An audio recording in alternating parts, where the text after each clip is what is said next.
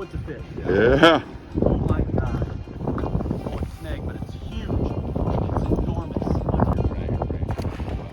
Look at the size of that walleye. Be awesome. Is that 30? Might be.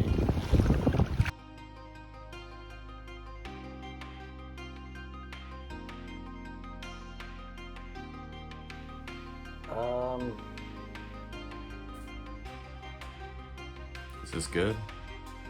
Okay. Looks pretty good.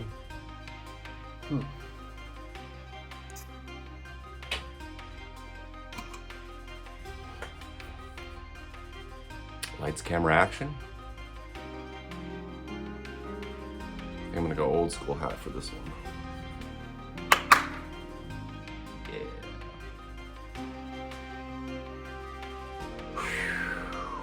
All right, let's chat about the craziest, most bizarre day of fishing. It was the most bizarre 10 minutes of fishing I've ever experienced in my life.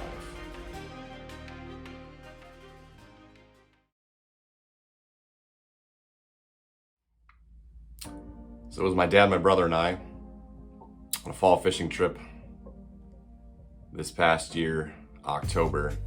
You may have seen most of the video, chasing fall, waiting for fall. I think it was waiting for fall.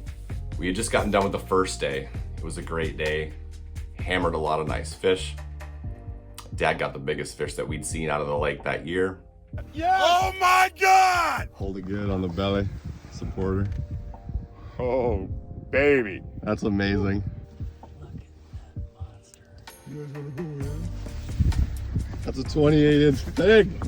Come on, girl. She gone. That was a pig. It's a monster. That was a pig. Which was just barely under 10 pounds, 28 inches, a total tank. Kind of on top of the world, right? Everything's going great. The next day, we get out on the lake. It's pretty rough, pretty windy, but we're gonna get across. We launched at Deepwater Bay, and we wanted to get up in the river, and we shot right across the lake. And instead of going all the way to the spot, once we kind of got around the corner, we decided to take a little breather once we got out of the wind and the waves and just chill out and fish for a little bit. A few days before that, one of my other guide buddies said he had done the same thing. It was rough and they pulled around the corner and they thought, let's just take a break. People are kind of soaking wet. Let's throw a few casts. And his second or third cast, he ended up hooking into a fish with a jigging Rap. He thought he had snagged a carp, handed the rod off to one of his clients. When he reeled it in, got up to the boat, turns out it was a 31-inch walleye. And I'm thinking about this story as we pull around this corner. So we get there, we're casting jigging Rap. I got a jig and a minnow. Dad and Brandon, my brother, have jigging Raps. Brandon's third cast, he's casting into an old downed tree that kind of washed up onto shore on a windy day. And probably my fourth or fifth cast of the day, I thought I had a snag. Brandon, sideways.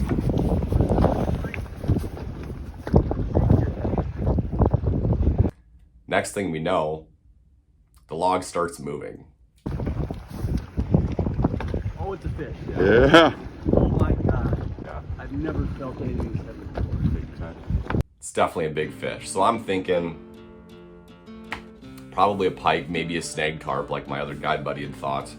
So he's fighting this fish for a little while. The fish has some fight in him and it's moving, and it does take a little while before we see what it actually is. So I would have thought that it had a little bit of strength taken out of it potentially. Well, it starts getting close to the surface and almost skiing, and we can see that the fish is coming in backwards. Oh, it's a snag, but it's huge. It's enormous. He's enormous.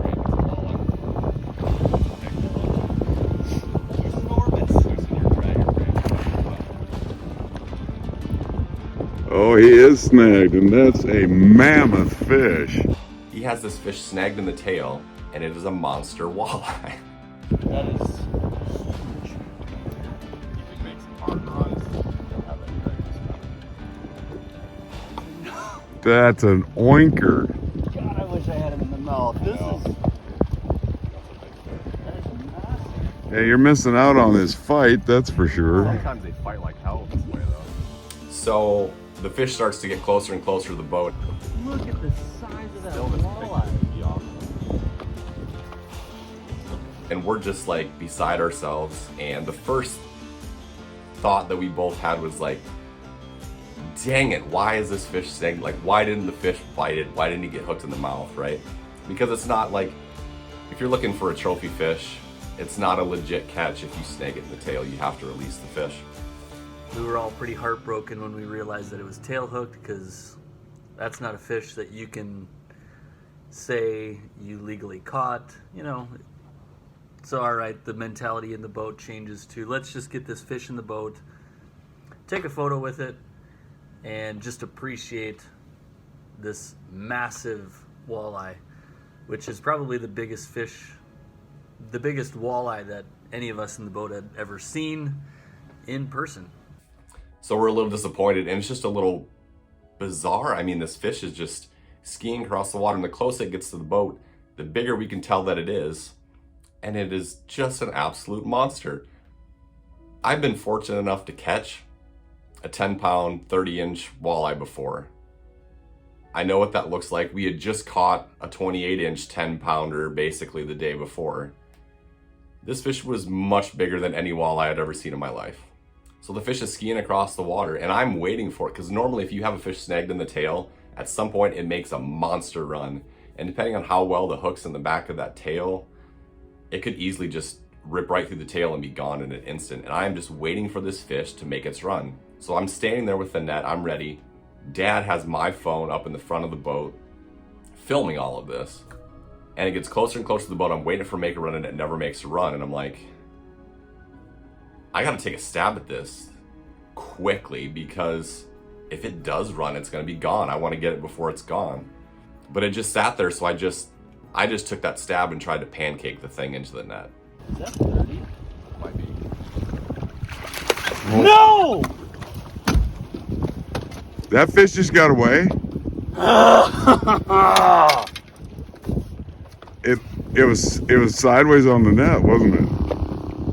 I started to lift it, and he flipped all the way out of the net. He was on both ends. Yeah, I couldn't fit him in that well. Well, it was almost like the fish was just setting us up with its master plan, saving all of its energy as if it had been here before or something.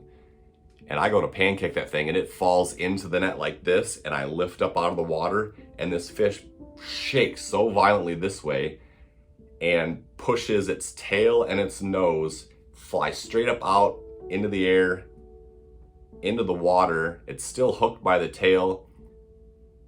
The other hook of the jigging wrap catches the net, and the fish bolts, and it's just gone, and the line snaps instantly. It was sideways on the net, wasn't it? He was on both ends. Yeah, I couldn't fit him in that well.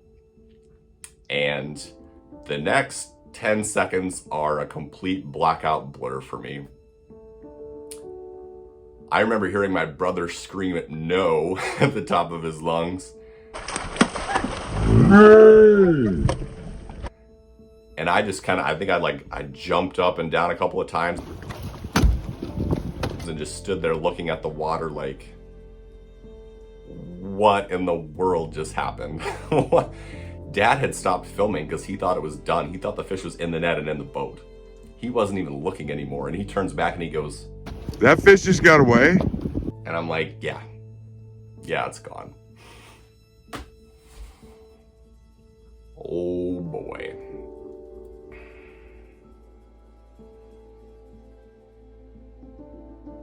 We probably should have stopped and figured out like what our game plan was going to be, because A, this is the biggest walleye any of us have ever netted. B, this fish is tail hooked. So are you going to net it head first, or are you going to net it tail first? In my head, I'm trying to think of how I'm going to approach this. Like, if a fish really is tired and it's that big, because first of all, I wish I had a bigger net. And that's one of the things. I am looking for bigger nets. I will have a bigger net next year. I don't want a musky net for this, but I want a bigger walleye net. I think mine has got like a 24-inch diameter on it. No, 22. I think it's like 20 and 22 inches depending on the size, or the side versus the long ways, right? So you can either get the fish right in the middle, lift straight up and just pancake the thing in. If it's a tired fish, that would probably work pretty well, and I've done that with a lot of big pike that I've caught in the past. I netted that at least 45, probably closer to 47 inch pike the previous fall with that net by some miracle of the fishing gods. So that's an option. The other option is, and potentially the best option, since it's snagged in the tail, you want to get the head first and scoop it up that way, because then it can't, if it swims away from you, it swims straight into the bottom of the net and there's nothing it can do. The problem with that is the fish is so big and so long and so heavy coming in backwards that for me to reach way out there and get the head first and scoop up, it would have been quite a reach and I wouldn't have had a lot of leverage, and the fish shook pretty hard. There's a good chance I'd lose it that way. And then probably the biggest factor that we didn't take into play was the fact that this fish hadn't really fought yet. It was tail hooked, so it's coming in backwards and it's just like pushing a bunch of water with its gills. So it came in quick and it just had a ton of energy left in it. So unfortunately, you know, when fish got up to the boat, it was just coming in. It was just on top of the water, just skiing right in. So we just all, you know, when you see that, you assume that the fish is ready to come in. Brett saw that opportunity, took a stab at it, and he had it in like perfect position. That fish was basically about to fall into the net like it normally would have. But unfortunately that jig wrap in its tail got caught in the back of the net, and as soon as the fish felt the net on its tail, it kicked and basically jumped straight out of the net, because its tail was sitting on that back part of the net, and jumped straight out of the net and broke free from the jig wrap. In hindsight, we probably should have talked this through better. I should have just thrown out the, hey, what do you want me to do with this fish? What's the plan? How do you want me to net it? What are you planning on doing with it? And if we had coordinated that, I probably would have tried to have him pull it sideways down the boat so I could get the head at a closer angle, and then let him drop it in and lift really quick.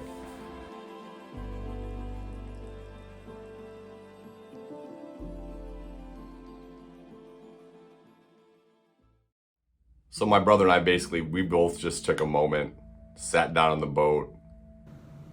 And yeah, we were all just pretty heartbroken, in shock, because none of us expected that to happen. It looked like the fish was just gonna come right in the net. So yeah, we were just stunned. We sat there for, I don't know, 5 minutes or so, just in shock, trying to figure out what the heck just happened. Took a few deep breaths, and my brother stands up and puts his hand on my shoulder, and he's like, hey dude, that was not my 30-incher. It would have been cool. All we missed out on was a photo op. It would have been cool, but it wasn't a legit catch. Don't be so hard on yourself. Well, easier said than done. Like, I am just like, I mean, you want to get the fish in the boat, especially when it's somebody else's fish. And that was the first fish the entire season I had lost at the net.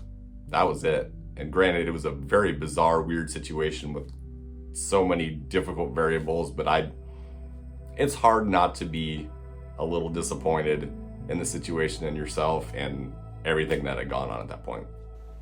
If anything, I probably felt worse for Brett than I did for myself, because it wasn't like I felt like I lost my big fish.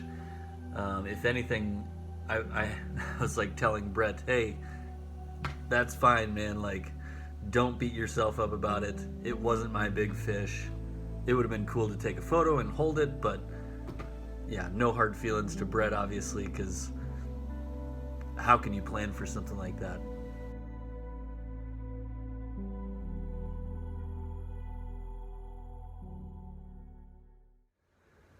So what do you do when you lose a big fish? Like my brother always says, just keep fishing. That was kind of our motto for that trip. We had some weird things happen, and anytime we'd lose a fish halfway up to the boat, or get a bite and not hook up, we just say, keep fishing, keep fishing. So we keep fishing. And I started saying to my brother, I was like, you know, you didn't hook that fish in the mouth. He's got all his energy. She's got all her energy. I wonder if there's a chance that that fish is still sitting there that it would actually bite again. How weird would it be if that's how you got your first 30-inch walleye, was by hooking that fish that got away and then catching it again, right?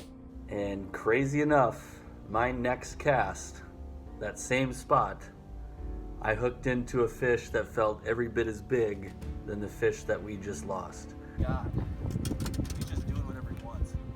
I can't move. He's gonna be right there. And it was acting just like the fish before, but seemed like it was hooked in the mouth. It was fighting a lot more normally. It was making some normal runs. When it got up to the boat, it was, you know, diving straight down.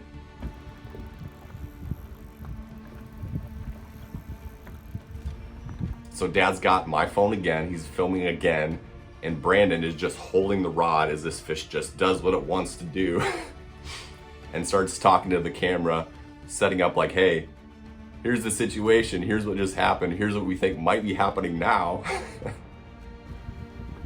Alright, so for all the viewers out there, I tail hooked in the beginning, right? And I think I may have caught that same fish back again. How crazy would this be? And then Dad's like, Don't commentate. Concentrate on your fish. and Brandon's like, I'm just hanging onto the rod. There's nothing else that I'm doing. Like, I just want to set the stage here. Well, anyway, eventually that fish does come to the surface. There he is.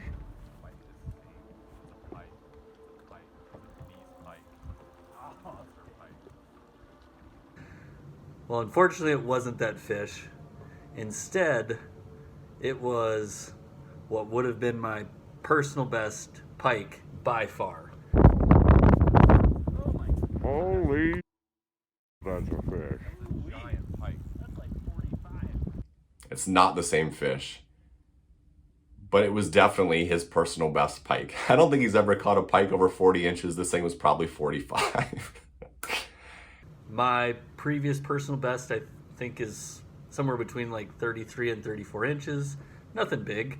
And now I'm like, oh my God, Oh my god, that's huge. I don't know if I can fit this in the net. how am I going to get this pike in the net now? Okay, can you gill him? You got a glove on? Can you gill him by the boat?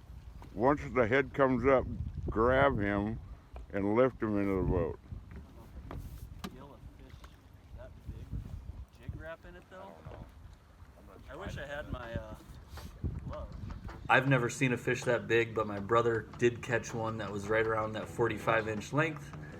And according to him, that's probably how big it was. So again, I'm fighting the fish. Well, now our dilemma is we don't have a net big enough to fit this fish. Like, again, by some miracle of the fishing gods, the previous year I had landed that other pike in this net. But I'm like, I don't know that I can do this twice. I don't know how it worked the last time. So all I'm gonna try to do is like hope that it's tired, try to get most of the head, leave a little bit of the tail out, and just lift the thing as hard as I can and pancake the sucker in the net. There's no other way to do it. Or try to like just literally scoop and my dad's like scoop and throw. Scoop, scoop and throw, Brett. Scoop and throw. I don't know how you're supposed to throw a 25-pound fish. That's a lot for that net to handle. So I make a move at the fish.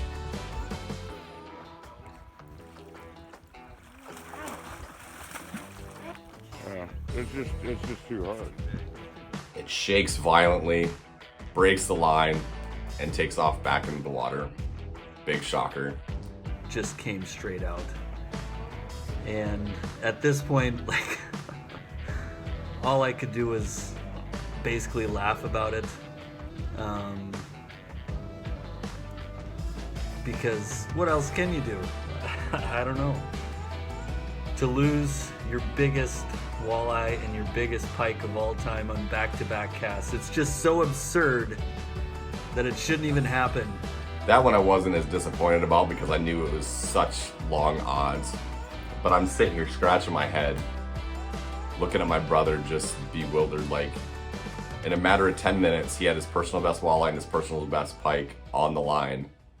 Unfortunately, I lost the biggest walleye and the biggest pike of my life in back-to-back casts.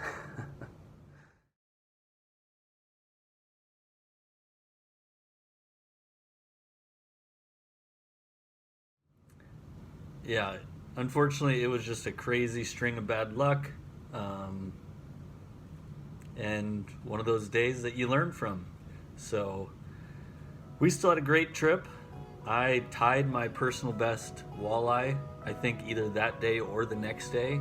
The rest of that day we had outstanding fishing and caught a lot of really good fall walleyes. So all in all, the trip was great. But that morning, that 10 minutes of fishing was just, I even now, like months later, there's not much to say about it other than keep on fishing. But yeah, the one that I still think about the most, like the pike would have been cool, but I wanted getting the walleye in the boat and taking a photo with it would have been so cool. I still think about that a lot. I'm kind of over this sort of like being hard on myself about it, but because it wouldn't have been a legit catch, it wouldn't have been a legit trophy, all of that stuff. And then maybe it was just the fishing god's way of saying, like, you know, it's not gonna happen like this. Like, you're gonna get one the right way. I don't know. Hopefully there will be a day where my brother will get a legit 30-incher done the right way. We'll get it in the net. And I still think if that fish had been hooked in the mouth, I think we would have netted it. I mean, we both would have been more on our game. That fish would have fought harder. It would have been more tired.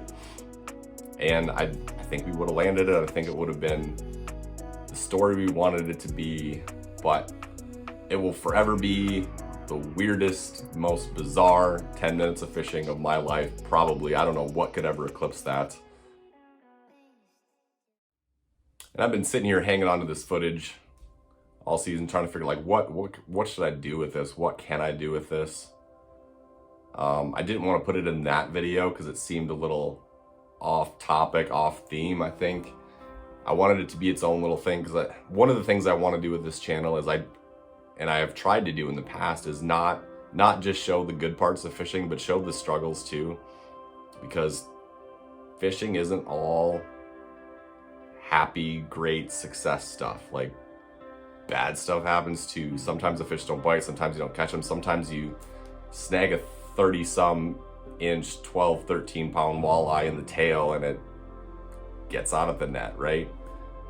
So, and I was also worried, like, is showing this thing, is this going to be embarrassing? Is it going to be disappointing, heartbreaking, whatever? I don't know. I'm not sure what the reaction's going to be for you all when you watch this, but it's real, it happened, and it's an example of fishing, especially when you're dealing with super big trophy caliber fish. Like, it's a tough game and there's a lot of parts that go into it, and it's just difficult, complicated, and a little crazy at times. So we learned a lot from that fish. Like I said earlier, we learned have a game plan, have a big enough net in the boat. Like, when you're fishing on bodies of water with big fish, make sure you got a big net just in case. That way, if you do land that or hook into that personal best walleye or pike, you're prepared for it and you're not going to let it get away. It's those little things that you don't think of that prepare you for the next time you encounter that big fish. Like, it's usually not your first encounter. It's usually that third, fourth, or fifth encounter with a big fish that you actually get it in the boat. So, yeah, it was one of those crazy things that happens and you learn from it, I guess. I don't know, and maybe one of you's lost a big fish like that, or hooked it the wrong way and you wish you hooked it in the mouth and it was a weird, disappointing moment, and maybe you can commiserate with this. Maybe you can sympathize. Maybe you can get something out of this to say, look, you're not alone. Like, everybody's had one of those moments, or multiple. We've had multiple of these, like, let's be honest. Like, we've all had tons of these moments. Not always with the fish that big, but it doesn't always go the way we want it to. But you always keep fishing. Just keep fishing.